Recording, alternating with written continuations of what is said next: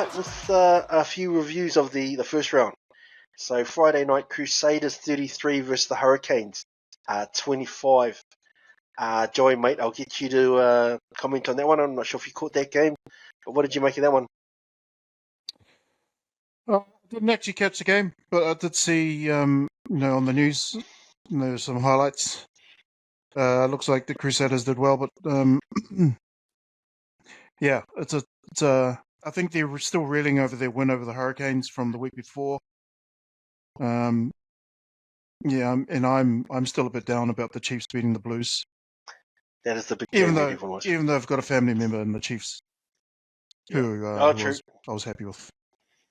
Yeah, good point there. Roger, mate, did you catch their Friday night game, Crusaders Hurricanes? Yeah, I did. It was a good game. It was what was his name? The halfback. Noah Hotham. He came off early. I think it was only 7 minutes in, and then the former roofer, who I think he did players trade in Wellington. The name escapes me, but he played for the Hurricanes. Came off the bench. Sorry, he is from Wellington. He went down to Christchurch to try his arm at trying to make the Crusaders. And he came off the bench after 7 minutes, and he played 70-odd minutes. Preston, 3 tries, wasn't it? Yeah, Cole Preston. Yeah, you're right. I just had to look at it. So what a debut to have, coming off the bench. Didn't, factor in he would get that much of, I don't think, while during the warm-up that he thought that he would get that much of game time, let alone 1, 2, 3 tries on his debut. So what a way to signal his induction into Super Rugby.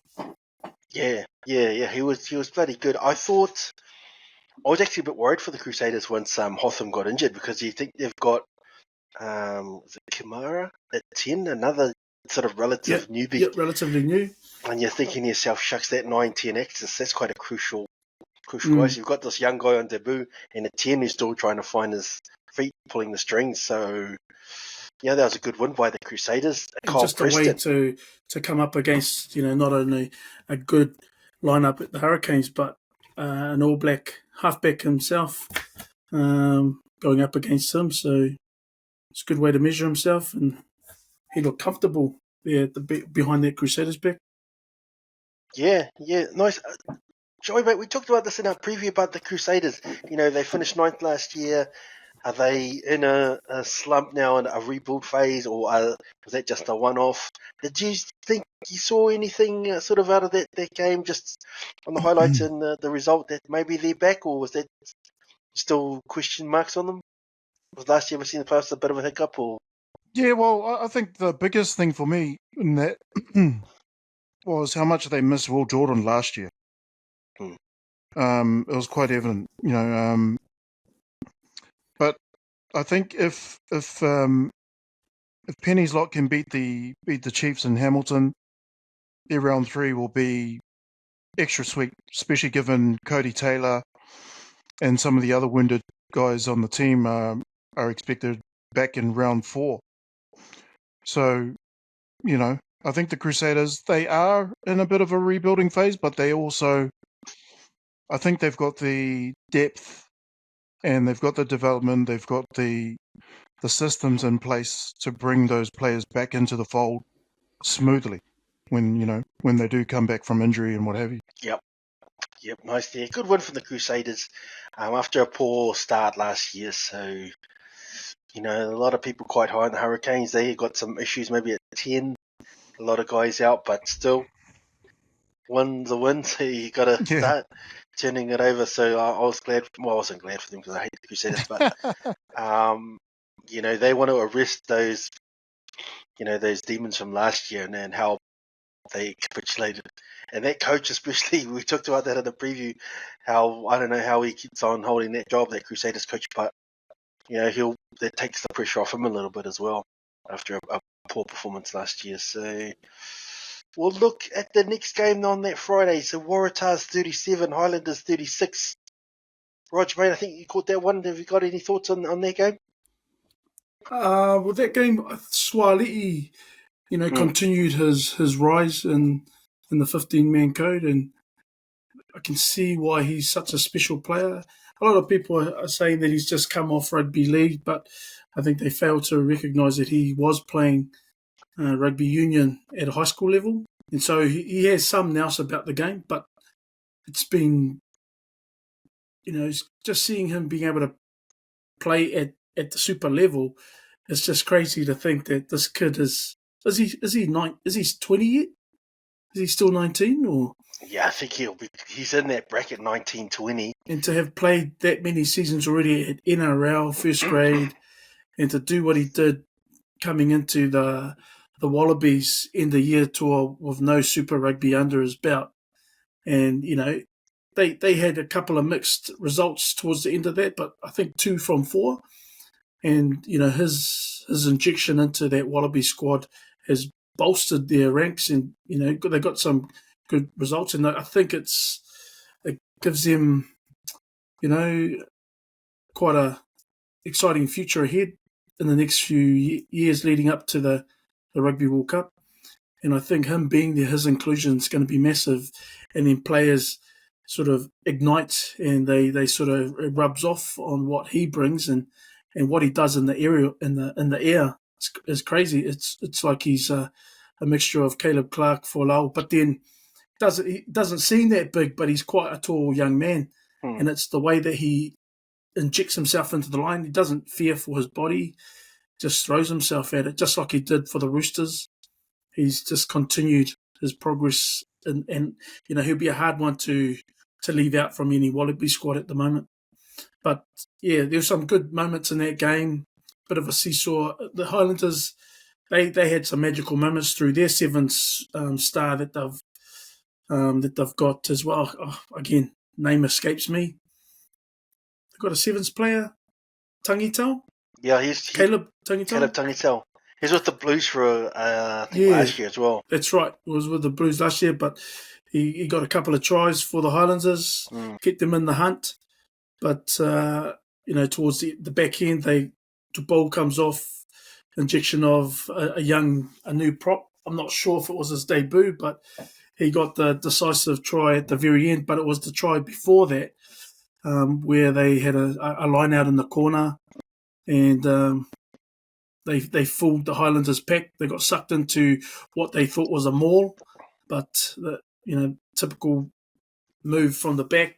Prop comes to the front, gets a pop pass from the lock in that maul, and it was pretty much a clear run to the try line. So there's some good moments, and again, exciting for the first round, especially with the Highlanders being in the hunt. And I know the Highlanders they can be easily written off due to finishing near the tail end of most of the season, or most of the previous seasons, but I think they've got a good bunch of boys here. There's no flash names or anything like that, but getting opportunities like that for a guy like Tangitau, with the congestion of wingers up in Blues country, I think it'd be good for a player like him to try and make his mark at super level. Yep, 100% agree on Tangitau. He's got a lot of potential, but when you got 2 All Black wings already at the Blues, his game time was quite limited.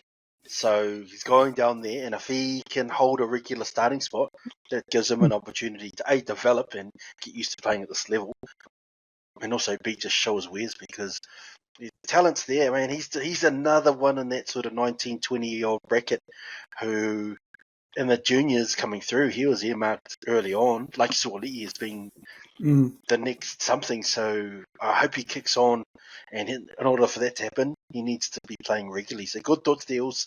But mate, Joey, did you catch much of that one? Tars Highlanders? Yeah, I did. That one, I thought the Tars got off lightly with a narrow win. I thought for a team that has 12 Wallabies in their squad, they should have done way better. I sound a bit critical, but I expect more from that kind of a team. Even though last year they were the wooden spooners last year, weren't they?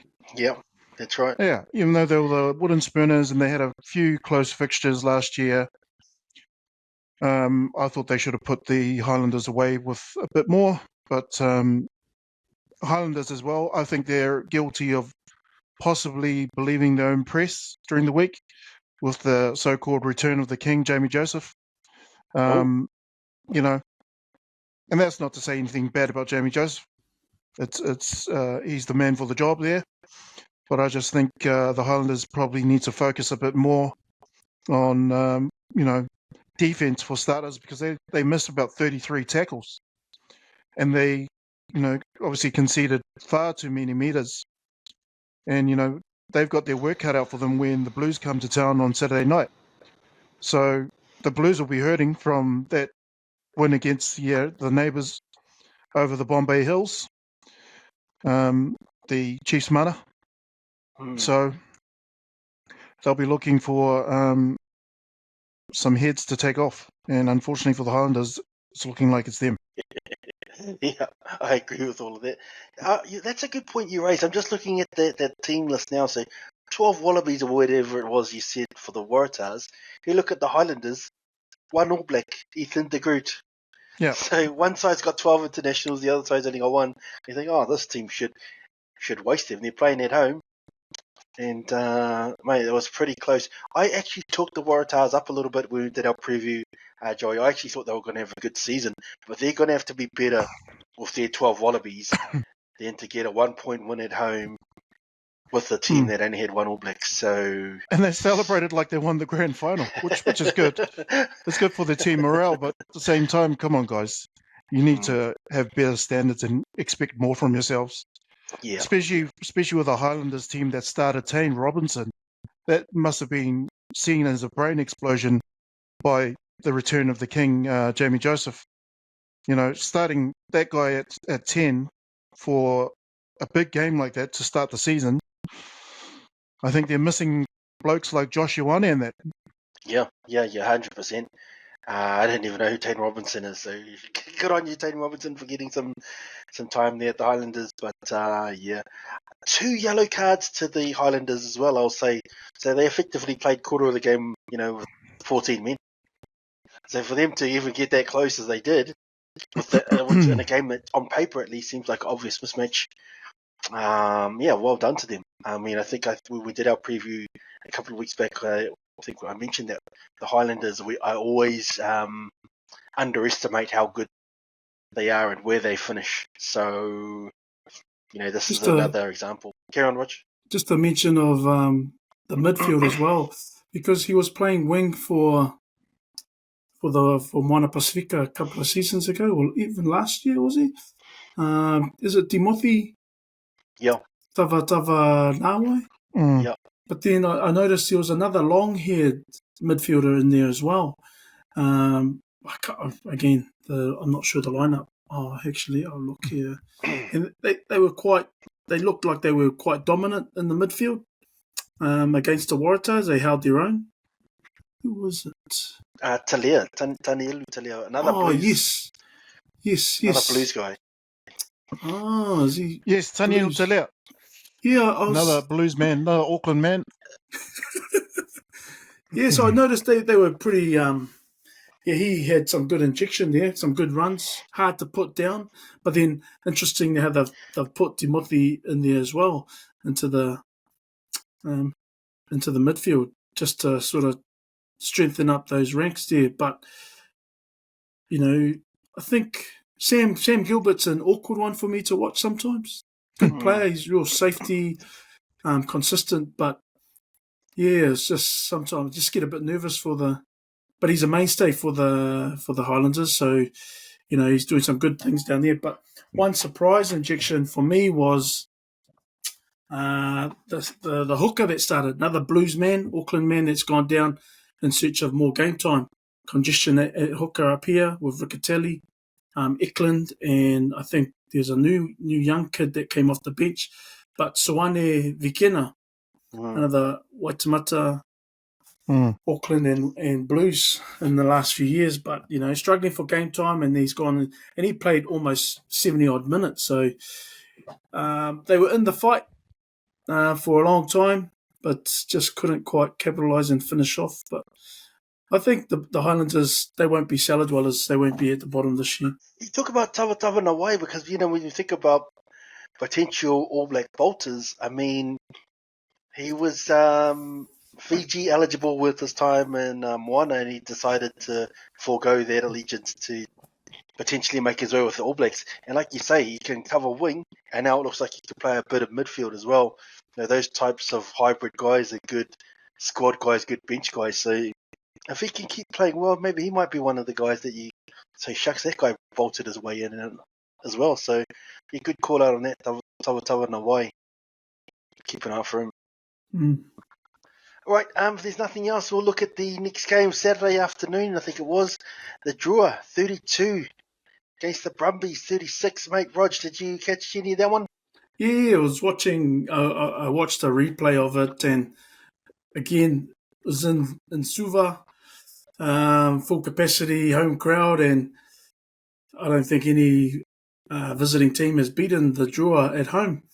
So for the Brumbies to take them to the wire, the Drua to stay in the fight, in the hunt, but a few calls didn't go their way. I think they got a few yellow cards, maybe, from recollection.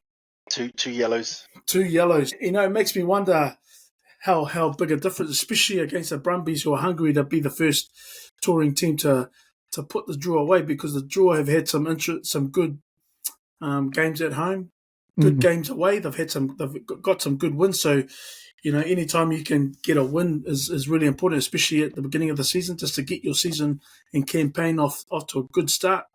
Drua were always going to be tough in the heat. And like I say, I was sort of fed up with the heat by the time I came back on Friday, and then my son and I were watching the game. To play in the heat is something else. We were just laxing by the pool, swimming every day. But how these guys, and obviously they've been conditioned, especially the Fiji and Drua squad, they've been conditioned for it. For the Brumbies to come into the heat, try and acclimatise before kickoff. Yeah, I don't envy their position, but they held out, won the game. Noa Lolosio, I think he did really well. But I like the look of the Drua. They had got some good players, and I think they were saying about 80% of them are in the Fijians national squad too. So I think it bodes well for the national side in years to come. It's been awesome that they've been able to maintain some good results. A lot better than Moana Pasifika, but again, both teams came in at the same time, and yet there's still a long ways yet if they continue to fight in this competition in Super Pacific. But I think the Drua have just that Fijian flair. They stayed a structure. Glenn Jackson had some shots of him being nervous, because he was the first. I think he's the first player, referee, and now coach at super level. Wow. So it's a bit of a feat for Glenn Jackson. Wow. I think he was doing the assistant role the last couple of years, or last year or so. And so, and I think there's going to be some exciting times ahead for the Fijian Drua. So it should be they won't be an easy team to beat. I don't think there's, too many teams with that tag at the moment. You could possibly say Drua and Moana fit the bill with the Highlanders and Western Force. But with some of these awesome and exciting games that we've had in the first round, it's about maintaining that level, I suppose. And what's helped, I believe, this first round is the referees adding the really big on the 30-second rule around scrummaging. And so that's helped quicken that up. So guys ain't, just wandering and slowly making their way to a scrum. But yeah, and I think the excitement factor has really improved. And if they're going to compete against the NRL, then I think it's really important that it needs to be tightened up. But yellow cards never help. And I was cringing a little bit when Scott Barrett got yellow carded. Again, something that's in his game a bit too much, getting offside with the referees. But I think that was more a team card where there had been multiple warnings, and he was at the end of that. So, but again, never a good look, and always something that seems to follow him in terms of a cloud and into the All Blacks honours as well. Can sometimes be and make All Blacks fans nervous all the same. Sorry to go off track a little bit. Yeah, no, good thoughts there. Mate, I'm not sure if you caught much of that one, Drew, just going down to the Brumbies. Yeah, it did. I thought it was a bit of a masterstroke from old Steve Larkham, given that he rested a few of his senior players. He rested, and this team was actually dubbed the Baby Brumbies because of Wow. the fact that he had some debutants, and 6 debutants actually, and the guys that he left out, the heavy artillery, were Rob Valentini, Ikitau, Tom Wright, James Slipper, Alan Alalator, Yeah, Nick Frost, and Charlie Cale. true. So, the fact that he left them out and they still came away with a win in Fiji, just in Fiji, where the Drua, and here's an interesting stat. The Drua have not won a game away from Fiji since the first round of 2023 against Moana Pasifika. Wow. How interesting is that? Mm. They haven't won an away game since. So all their wins are in Fiji. Home. All at Well, home. they've had some close losses, though. They've had some. Yeah, that's right. They have. They've had some close losses away. So that speaks volumes to the home field advantage. Yeah. So hopefully we see them get some more wins this season. But yeah, the Brumbies did well. And so did the Drua until obviously the 1-pointer. It's can't be easy. It's probably just as bad as losing by a lot of points to the Chiefs if you're the Blues. Yeah. All good points there, boys. I think Roger and both of you talked about the record of the draw in Fiji. So Larkham, he obviously took a big risk leaving those names that you mentioned, Joey, at home and getting a win. You think that augurs well for them for the next couple of games in the future when they start to bring the big guns back in. So I've got high hopes for the Brumbies. I actually think, and we did talk about this a bit in the preview. We did. That they might be the best team in Australia. So yeah, they'll be top 4, I think. Yeah, you did say that. That was we put a multi on. I think that was part of our multi for the TAB account for the Brumbies to do well. So Blues, Chiefs, Canes, Brumbies. That's a good lineup. Well, just that first team better start pulling finger. That's all I'm going to say. I questioned after their performance on the weekend. I questioned their first team being there, but it's early days. It's early days. We're taking the Crusaders approach this season. Are you going to have a season like the Crusaders last year? The traditional Crusaders. Might as well get into that game, mate, because that was the next game. Blues 14, Chiefs 25. Joey, may I give you the first word because speak on our behalf.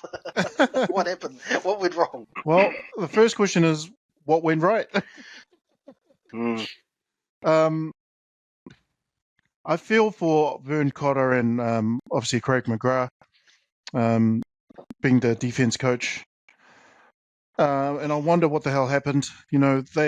Discipline is obviously a key factor in this game.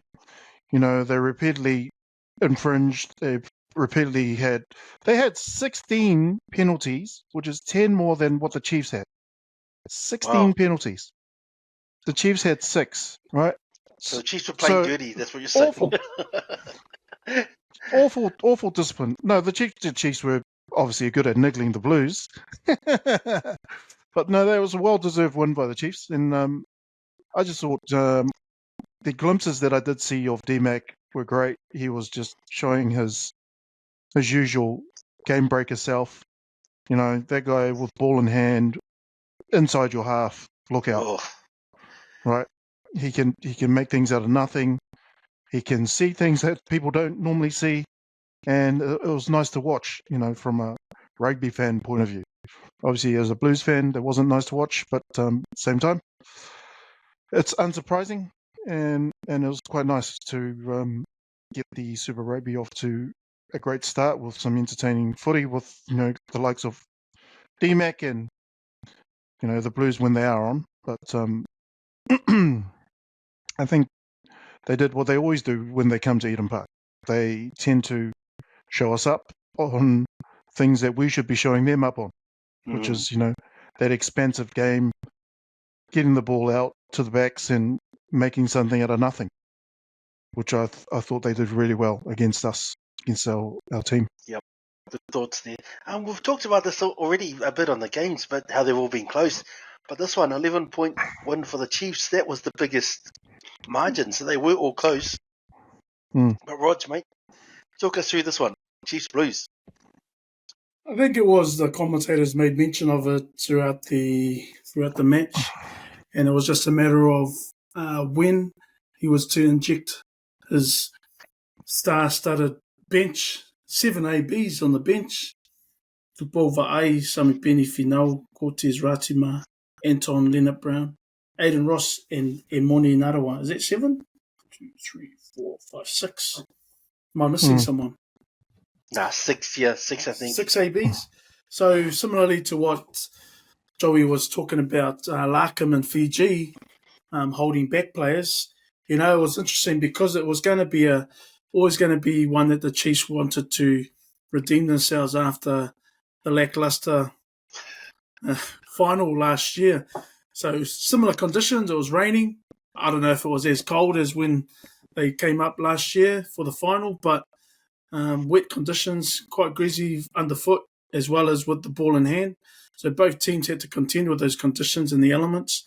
But I think, the injection of the ABs when they did come on really spoke a lot of volume, especially with Cortez Ratima controlling the ruck area and the ball at the back of the scrum. Emoni Narawa had some good touches, but then also, Tupova A and Samipeni Finau adding a bit of Nego and Mongrel in the ruck area. So Anton Leonard-Brown added to what was already being sort of consolidated through, I think it's Daniel Rona and Quinton Tupaya. Quinton Tupaya is one of those just go forward. He's not a flash midfielder. He loves to crash and bash, and just he can crash and bash until he gets told to go around. But most of the time he was running straight, creating inroads, and it reminded me of what we spoke about before with the Highlanders. Timothy, another winger going in, that short, nuggety, quite solid midfielder with the likes of Timothy, Quinton Tupaya, and then also who else? And then the Blues had it in AJ Lamb. AJ Lamb, who, again, normally someone that we are used to seeing out on the wing. And AJ Lamb this time round, he's been sought in the midfield. I don't know whether that was just to contend with the likes of Rona when Anton Leonard-Brown comes on, as well as Quinton Tupaya. And Quinton Tupaya is coming off a season last year where he was trying to make a comeback after a really horrific injury before that, the year before. So I think he's got a little bit to prove to try and get back into All Blacks contention. But we were always going to come up and try and not only win against the Blues, but disrupt and ruin the party efforts of Ofa Tungafasi being his 150th match. Massive achievement for not only any player, but a front rower, and he's only the second person to ever get to 150 for the franchise. So, congratulations to Ofa and his ainga. Joey mentioned the penalties, but then I look at some of the other stats, and it's they obviously tries were pretty close, 2-3. Mark Telea unfortunately couldn't get that one down. Cortez Ratima come in at the last second there to disrupt him there. But, look at defenders beaten, 41 for the Chiefs, 15 for the Blues. And that's a telling stat for me, and because then that says, how many tackles. Is that, if defenders beaten, is it similar to missed tackles? Or is that different? I don't know what the stat is for missed tackles, but it's a massive, and I think Damien McKenzie probably can attribute a lot to that. But Leroy Carter was a standout for me, National Sevens player. I think he's from Bay of Plenty, but he had some good touches, and I think he scored a try on debut. So, signalling his arrival at Super Rugby level. But at the same time, I think for as much as I do like Anton Segner, the young German from Nelson, trying to be the first full German to be an All Black, but I think they missed an Adrian Choate starting in that game. Obviously, Akira Ioane is no longer in the ranks, so I believe Choke would have been a bit better option to play because he can play any of the Lucy positions. I understand what Signa brings. He's good in the line-out as an option, but Choke has just got that real nuggety. He's fiddling out. He's getting bigger. He's played over 50 Super Rugby games. And like I mentioned at the top of the podcast, I think he could be someone that could be commanding a position, a spot in any of the All Black squads named later on this year. Hopefully. Local boy from Waitemata, Liston College, but he's paving his own way at the Blues in amongst some superstars around him. Dalton Papali'i, Akira Ioane before Hoskins Satutu as well. So I think Choate is someone that they can depend on, they can rely on in and around the ruck and but I think by the time he came in on that game, it was a little bit too late. Yep. So you think about the Blues, they won Super Rugby last year by dominating that physicality, and the Chiefs outmuscled the Blues and beat them at their own game a little bit. So we spoke in the preview, Joey, about that loss of Akita, and you brought it up again, Rog. So he was third in the whole competition last year for carries. You add what Hoskins Tutu brings as well, and that was a critical part of the physicality and dominating up front first, which was a big part of our game plan. So it's really on the other guys, those loose forwards you mentioned, Senior, Choate when he gets his opportunities to really step up and fill that void, because the Blues, it looks like they want to try to play a similar game plan. And in order for that to happen, they need someone else to do those roles as well. And that's probably the criticism, which I agree with you, Roger, around Senior. He doesn't have, he's still finding that hard mongrel side of him, like you don't see him taking those tough carries and getting that leg drive going, sort of Adi Savia style, and what Akita used to do. But I still have high hopes for the Blues. I still think, it wasn't the best start, but I'm still holding firm. You can say it, Stacey, that you guys ain't going to be in the final this year. You can say it. It's all right. But I think Signa, when you look at his build, he must be quite tall. I've never met him in person, but he must be quite tall. But he seems really slight in the upper body area compared to other loose forwards going around in the competition, across the country, across the competition as a whole. Because when you look at him and then you compare, even Adrian Choate he's said to be a smaller loose forward compared to a lot of them, but I think he looks really slight. But he must be a big man in person, I'm sure. But he just seems like he hasn't quite filled out. And I don't know how old he is. He must be still in his early 20s. But, it just seems like is the weights, is the gym his thing. And it's not necessarily it doesn't have to. Everyone's different. Everyone develops different. But he just seems like maybe a little bit light in terms of the competition itself in general. But he's handy. Obviously, he's mobile. He's good in the air. But he just doesn't seem to have, from what I can see and observe anyway. But,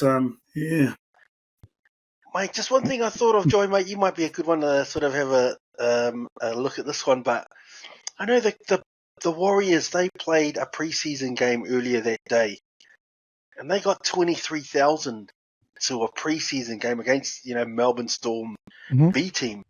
You think the Blues Chiefs, that's the grand final rematch, opening round, and they got around 23,000 as well at Eden Park. And I'm like, shucks, I'm not sure what's going on there. Is there something going on with the marketing? What should they be doing to try to, from a corporate side, to try to get these numbers up and getting people engaged with rugby again? Anything, your thoughts from the business side? Yeah, I think the Waikato region, being that the Waikato Chiefs as a franchise have some pretty loyal fans, I think what they probably looked at in terms of best alternative would have been, okay, the Warriors are coming to town, they're playing against the Storm.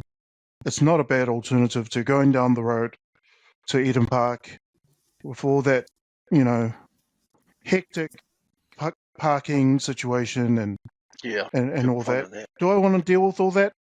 Or do I want to go down over here to FMG Stadium, watch the Warriors play a good game, see how they go, even though it is a preseason? And, I think they the ones that did decide to stay and go watch the Warriors, obviously they paid off.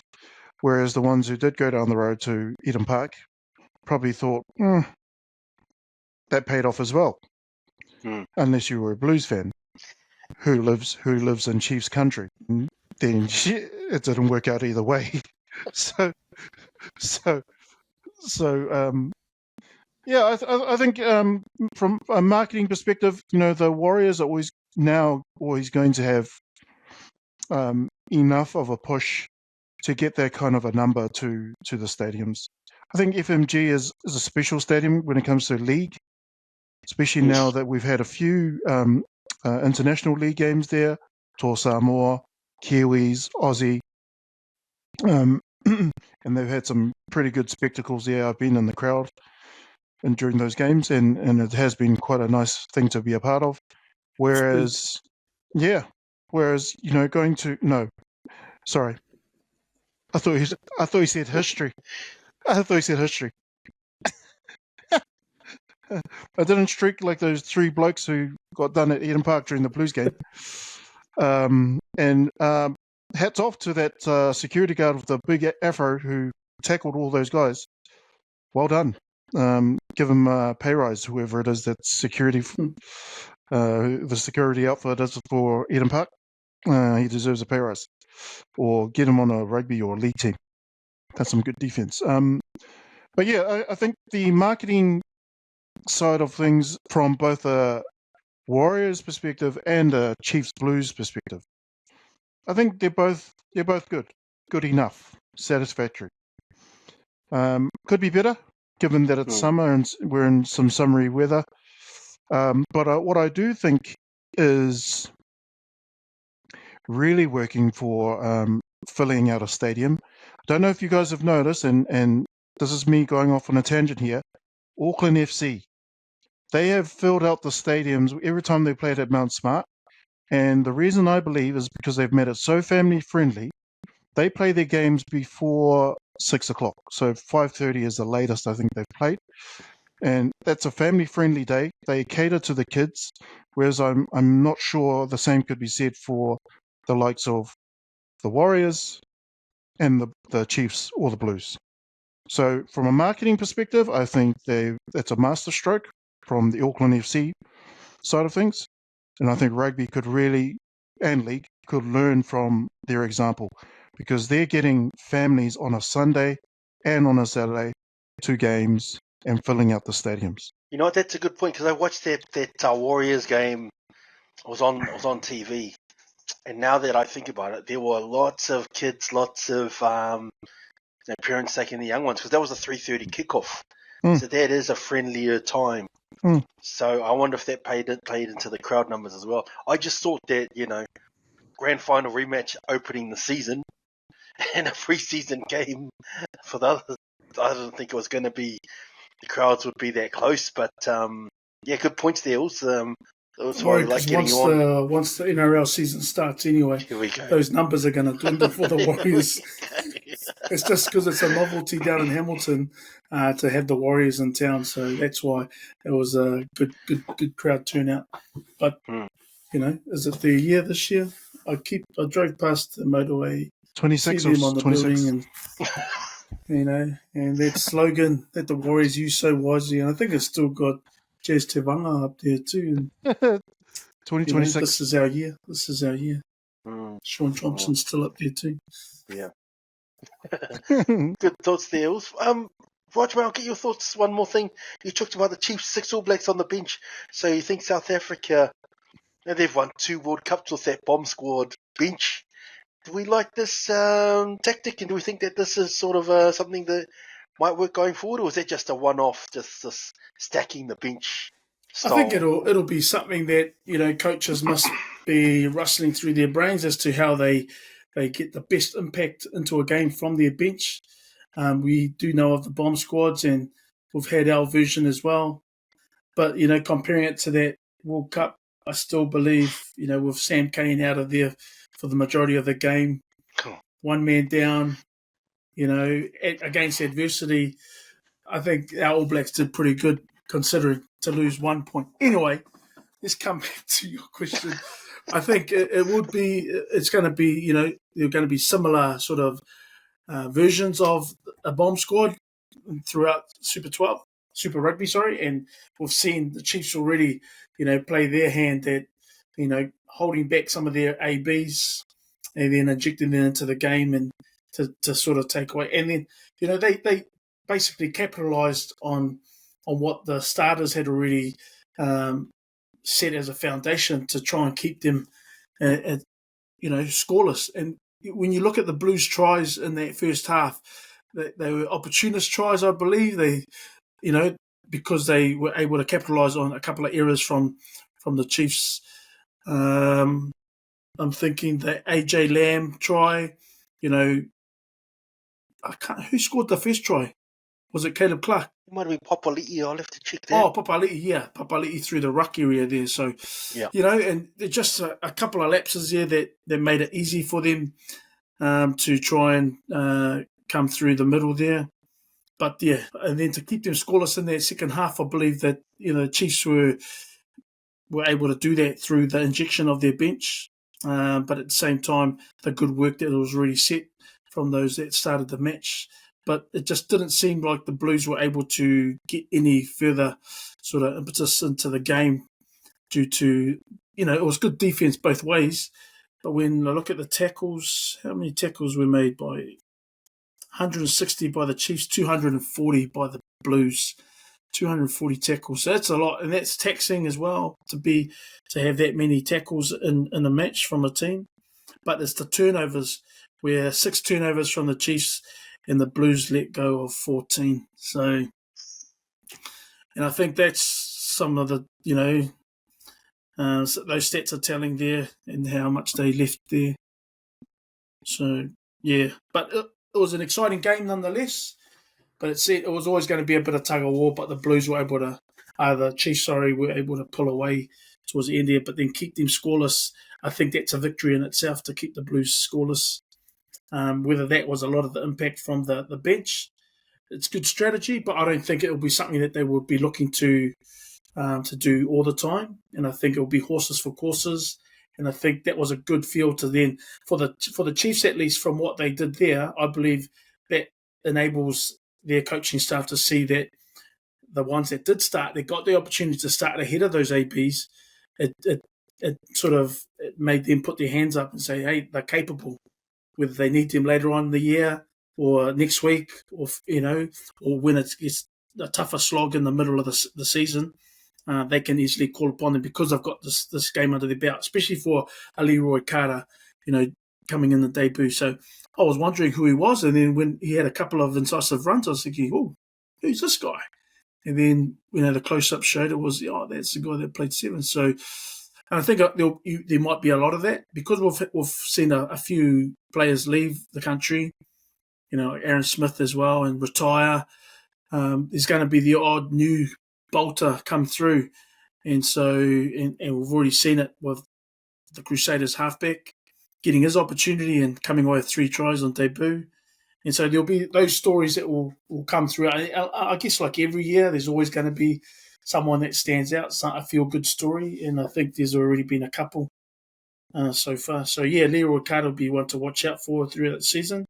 And I take it, I believe Sean Stevenson's no longer in Chiefs. I haven't really looked at it, but and so that's round 3, he's back. He's got a sabbatical in Japan. Okay, so yeah, whilst Sean Stevenson's away, Leroy Carter can warm that seat.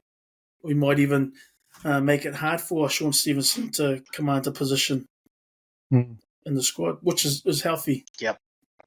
Yeah, I'm interested. We're doing this podcast before the teams are being named, but it'll be interesting to see who the Chiefs pick this week because I thought that tactic worked really well.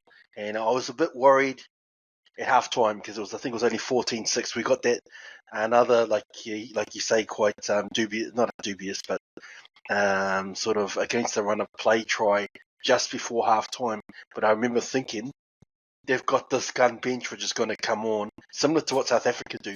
And if you haven't got a big enough lead early on, you're going to get run down like South Africa tend to do.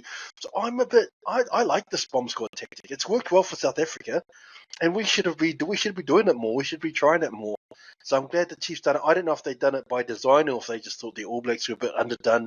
They have missed large chunks of the preseason, but either way, I thought it worked. So good on to McMillan, the coach there. Give him a shout out there because I quite like that tactic that he employed. But if we've got nothing else, boys, we'll look at the next game, which was Force 45 versus Moana 44. Joey, mate, did you catch any of that one? Yeah, I did. But before I get on to that, just wanted to have throw a little jab to the Chiefs way. No. That's what this podcast is about. No, McMillan, we've moved on now. We've moved on. Just wanted to point something out. McMillan, in previous games, he's been quite animated in the box when it comes to showing his emotions as a coach. But this game against the Blues, it was a bit of a nail biter for him. He was really quiet, really reserved, and just kept a straight face the whole time. So I hope he's okay. I hope he's okay with beating the Blues this time. Surely. Sounds like he's got some emotional scars from the last time they met. He's okay. He's okay. He's in good spirits. I should be checking. You should be checking on Vern Cotter. Vern's right. Vern's fine. As you know, Vern's old school. He's a hard man. Yes. But yeah, that Moana and Force game, I thought right from the start it was clear that both teams were ready to fight for the win. Moana Pasifika, they came out strong. They scored the first try, and they were showing off some of that amazing teamwork that they have managed to put together. And Garden Bash, even though pulled off a crazy drop goal, that also solidified that the fact that it's Super Rugby is full of surprises. The Force, I thought they fought back well. They fought back hard. They used a bit of a mix of aggressive forward play. I thought, but also used some smart kicking to keep Moana on their toes. Unlike the Blues, where it seemed like Bodie Barrett seemed to kick the possession away as soon as he got it. Sorry to go back to the Blues game. Was Bodie Barrett playing? Sorry to go back to the Blues game there, but Moana on the other hand, they were all about the quick passes and the offloads, which was nice to see. Breaking through the Forces' defenses quite easily at times, and they did it time and time again. And it was a lot of back and forth, type of battle, the whole way through, and keeping us, the fans, on our seats. The second half was even more of a intense match where you had the Force were really stepping up their game. You had Donaldson leading the charge. He scored some crucial points, some crucial tries there, and he kept his cool under pressure.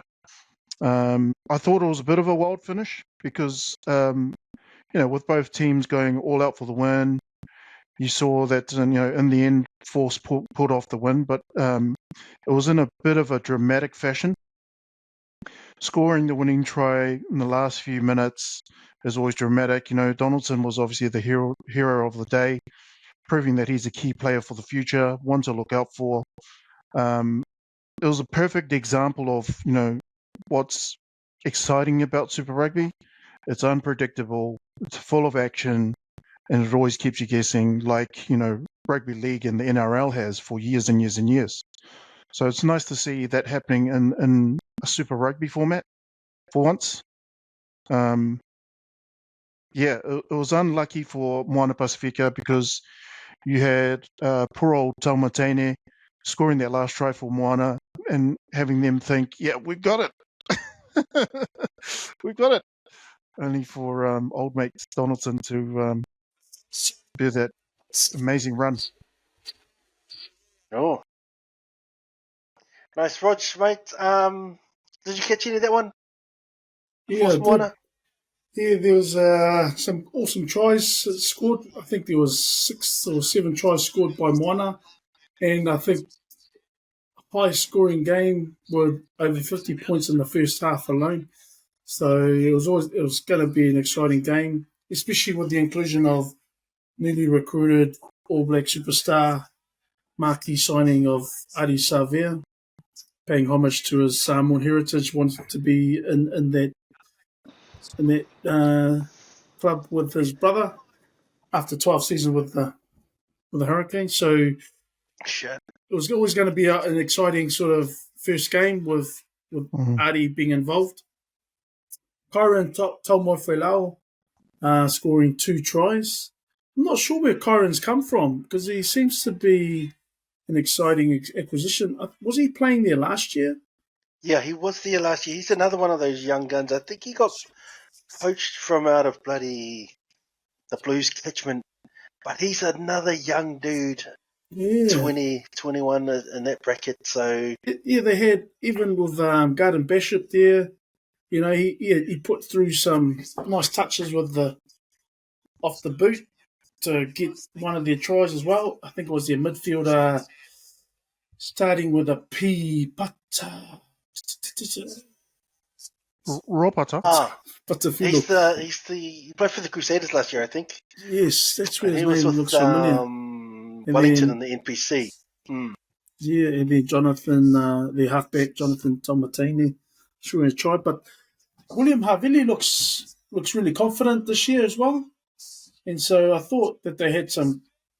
And Danny Tuala, I think he was costly to them. They had a penalty. Or did he get a yellow card? He had a penalty and he got for throwing away the ball. He did a CV Reese. So they were celebrating at scrum. And Danny Moala came in and he got penalised for running in like that. And so just little moments like that. And I think they had, in the 71st minute, Moana were up 44-31. So it looked like it was done and dusted with 9 minutes to go. But what I was really impressed with Moana, despite all the individual brilliance across the board, it was their scrummaging. I don't know whether the force forward pack is a good measure of how good a forward pack is. At this stage, I guess we'll soon find out when Moana come up against some of the bigger heavyweights. But the force couldn't respond to the power that the Moana pack had. And then when they were down, one of their players got yellow carded, and then that just put even more pressure onto the force forward pack. But they didn't give up. That's the thing with the force. They pulled back despite having a man in the bin. They were able to score, and that brought it back to 44-38 with the conversion. And so in the 71st minute, when they could have just got rid of it, try and stop, but 25 phases later, and Ben Donaldson that Joey mentioned earlier in the match, he rolled his ankle. I think at the beginning of the first half, he rolled his ankle. Beginning of the second half, he rolled it and it looked like he was limping and struggling to even walk. So he was hobbling for a good few minutes after it, and they thought he was going to come off. But for him to do what he did at the end in the 84th minute, to break Moana hearts by siving through a gap after 25 phases, they were outnumbered, and it was, I think, unfortunately, it was Sama Malolo who was the first defender, and that's who Ben Donaldson got around. And you see him slip out in the background. He could as Ben Donaldson went through the gap. Sama had no answer. He couldn't quite get to him, and then the rest is history. And Ben Donaldson runs away for a good 40-50 metre runaway try. So yeah, unfortunate for Moana Pasifika. I think they can still hold their heads up high for almost getting that win. But those are the close losses that will come and bite them back in the backside later on in the competition. And similarly to Drua, who have been an exciting acquisition into the competition. It's those losses, those close losses that sort of make a big difference in terms of the final table standings later on in the year. And I think it's top 6 that you need to make playoffs for in the Super Rugby. So, crucial points have gone awry. But I guess do they still get a bonus point for the 5 tries and a a bonus loss point, a bonus point also for losing within 7. So no, they don't. Well, I'm looking at the table. They've only got 1 point, so they should have 2 points, shouldn't they? Yeah, under the old system. So I don't know sure how the new one works in terms of.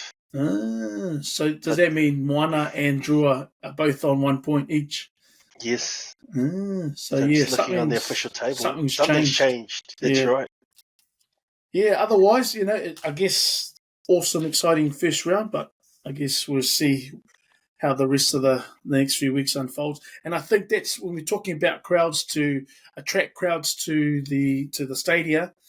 It's really important, the spectacle. So because we've started off with a hiss and a roar, come middle of the campaign, when we've got the NRL in full flight. That's obviously, and then obviously here in Auckland, we've got the competition with Auckland FC, Wellington FC as well, Wellington Phoenix, when they're in full song. So at the beginning of the season, there might be only a few sports spectaculars that they can go to, but when all the competitions are in full cry, you pick and choose and which one misses out. And I think Super Rugby seems to be the one that has suffered in the last few years, and it's only when it gets closer to the finals. Well, at least it was the example last year with the Blues when it was close to a sellout stadium.